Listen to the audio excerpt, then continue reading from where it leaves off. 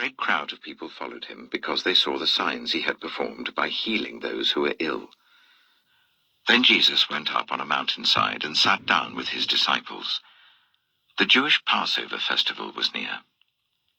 When Jesus looked up and saw a great crowd coming towards him, he said to Philip, "Where shall we buy bread for these people to eat?" He asked this only to test him, for he already had in mind what he was going to do. Philip answered him, "It would take more than half a year's wages to buy enough bread for each one to have a bite." Another of his disciples, Andrew, Simon Peter's brother, spoke up. "Here is a boy with 5 small barley loaves and 2 small fish. But how far will they go among so many?" Jesus said, "Make the people sit down." There was plenty of grass in that place, and they sat down. About 5,000 men were there. Jesus then took the loaves, gave thanks, and distributed to those who were seated as much as they wanted. He did the same with the fish. When they had all had enough to eat, he said to his disciples, "Gather the pieces that are left over, let nothing be wasted." So they gathered them and filled 12 baskets with the pieces of the 5 barley loaves left over by those who had eaten. After the people saw the sign Jesus performed, they began to say, "Surely this is the prophet who is to come into the world." Jesus, knowing that they intended to come and make him king by force, withdrew again to a mountain by himself. When evening came, his disciples went down to the lake, where they got into a boat and set off across the lake for Capernaum. By now it was dark, and Jesus had not yet joined them.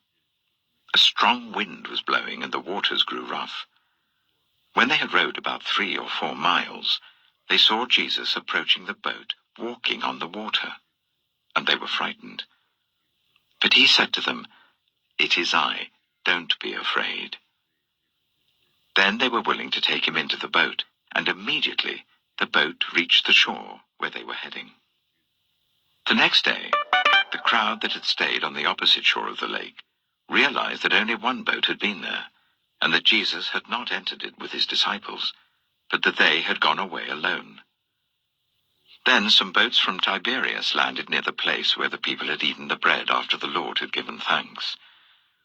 Once the crowd realized that neither Jesus nor his disciples were there, they got into the boats and went to Capernaum in search of Jesus. When they found him on the other side of the lake, they asked him, "Rabbi, when did you get here?" Jesus answered, "Very truly I tell you, you are looking for me not because you saw the signs I performed, but because you ate the loaves and had your fill. Do not work for food that spoils, but for food that endures to eternal life, which the Son of Man will give you. For on him God the Father has placed his seal of approval." Then they asked him, "What must we do to do the works God requires?" Jesus answered, "The work of God is this, to believe in the one he has sent." So they asked him, "What sign then will you give that we may see it and believe you? What will you do? Our ancestors ate the manna in the wilderness. As it is written, he gave them bread from heaven to eat." Jesus said to them, "Very truly I tell you, it is not Moses who has given you the bread from heaven, but it is my Father who gives you the true bread from heaven. For the bread of God is the bread that comes down from heaven and gives life to the world." "Sir," they said, "always give us this bread." Then Jesus declared, "I am the bread of life. Whoever comes to me will never go hungry, and whoever believes in me will never be thirsty. But as I told you, you have seen me, and still you do not believe. All those the Father gives me will come to me, and whoever comes to me I will never drive away. For I have come down from heaven not to do my will, but to do the will of him who sent me. And this is the will of him who sent me, that I shall lose none of all those he has given me, but raise them up at the last day. For my Father's will is that everyone who looks to the Son and believes in him shall have eternal life, and I will raise them up at the last day." At this, the Jews there began to grumble about him because he said, "I am the bread that came down from heaven." They said, "Is not this Jesus, the son of Joseph, whose father and mother we know? How can he now say, 'I came down from heaven'?" "Stop grumbling among yourselves," Jesus answered. "No one can come to me unless the Father who sent me draws them, and I will raise them up at the last day. It is written in the prophets, 'They will all be taught by God.' Everyone who has heard the Father and learned from him comes to me. No one has seen the Father except the one who is from God. Only he has seen the Father. Very truly I tell you, the one who believes has eternal life. I am the bread of life. Your ancestors ate the manna in the wilderness, yet they died. But here is the bread that comes down from heaven, which anyone may eat and not die. I am the living bread that came down from heaven. Whoever eats this bread will live forever. This bread is my flesh, which I will give for the life of the world." Then the Jews began to argue sharply among themselves, "How can this man give us his flesh to eat?" Jesus said to them, "Very truly I tell you, unless you eat the flesh of the Son of Man and drink his blood, you have no life in you.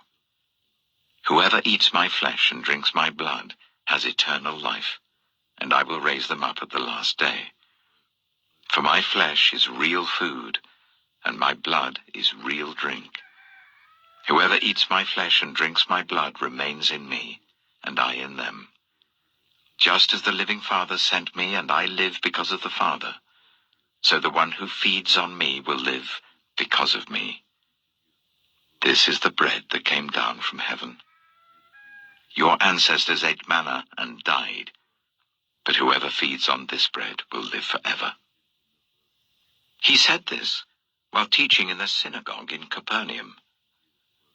On hearing it, many of his disciples said, "This is a hard teaching. Who can accept it?" Aware that his disciples were grumbling about this, Jesus said to them, "Does this offend you? Then what if you see the Son of Man ascend to where he was before? The Spirit gives life, the flesh counts for nothing. The words I have spoken to you, they are full of the Spirit and life. Yet there are some of you who do not believe." For Jesus had known from the beginning which of them didn't believe and who would betray him. He went on to say, "This is why I told you that no one can come to me unless the Father has enabled them." From this time, many of his disciples turned back and no longer followed him. "You do not want to leave too, do you?" Jesus asked the 12. Simon Peter answered, "Lord, to whom shall we go? You have the words of eternal life. We have come to believe and to know that you are the Holy One of God." Then Jesus replied, "Have I not chosen you, the 12? Yet one of you is a devil." He meant Judas, the son of Simon Iscariot, who, though one of the 12, was later to betray him. John chapter 7. After this, Jesus went around in Galilee. He did not want to go about in Judea, because the Jewish leaders there were looking for a way to kill him. But when the Jewish festival of Tabernacles was near, Jesus' brothers said to him, "Leave Galilee and go to Judea so that your disciples there may see the works you do. No one who wants to become a public figure acts in secret. Since you are doing these things, show yourself to the world." For even his own brothers didn't believe in him. Therefore Jesus told them, "My time is not yet here. For you, any time will do. The world cannot hate you, but it hates me because I testify that its works are evil. You go to the festival. I'm not going up to this festival because my time is not yet fully come." After he had said this, he stayed in Galilee.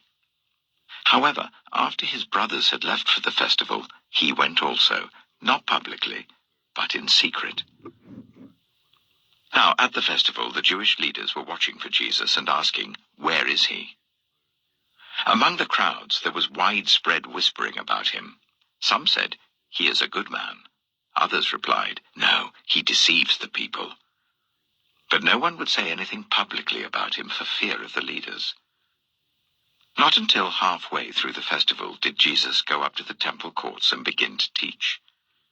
The Jews there were amazed and asked, "How did this man get such learning without having been taught?" Jesus answered, "My teaching is not my own. It comes from the one who sent me. Anyone who chooses to do the will of God will find out whether my teaching comes from God or whether I speak on my own. Whoever speaks on their own does so to gain personal glory. But he who seeks the glory of the one who sent him is a man of truth. There is nothing false about him. Has not Moses given you the law? Yet none of you keeps the law. Why are you trying to kill me?" "You are demon-possessed," the crowd answered. "Who is trying to kill you?"